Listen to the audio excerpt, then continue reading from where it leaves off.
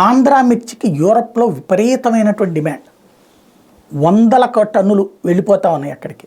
ఇదివరకు మనకి చైనా పెద్ద మార్కెట్. చైనా అరబ్ దేశాలు కొని, చైనా మనకి విభేదాలు వచ్చిన తర్వాత కొంటలేదు.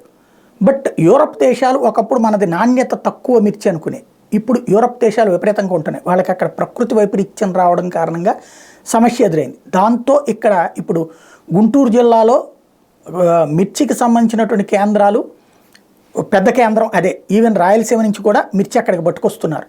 అలాగే ప్రకాశం జిల్లా నుంచి బోల్డంతమంది మహిళలు వచ్చేశారు ఇక్కడికి. మహిళలు ఏంటి మిర్చి కోసం ఏంటి రావడం అంటే, ఇప్పుడు డైరెక్ట్గా ట్రాన్స్పోర్టేషన్ కుదరదు.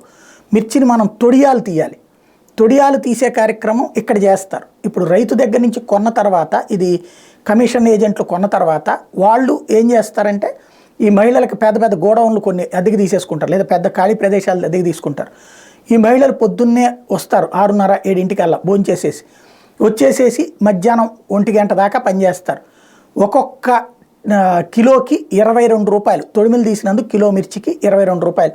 రోజుకు ఒక్కొక్కరు 20 నుంచి 40 కిలోల మిర్చి ఒలుస్తారు. ఈ ఒలిచిన మిర్చిని విదేశాలకు ఎక్స్పోర్ట్ చేస్తారు. యూరప్ దేశాలలో విపరీతమైనటువంటి గిరాకీ ఉంది. ఫ్రాన్స్ కావచ్చు, బ్రిటన్ కావచ్చు, అమెరికా కావచ్చు, ఆంధ్ర మిర్చిని విపరీతంగా కొంటున్నాయి. కాకపోతే ఒకటే సమస్య ఏంటంటే, క్రిందటేడాది డిమాండ్కి అనుగుణంగా రైతులకి ధర ఎక్కువ వచ్చింది.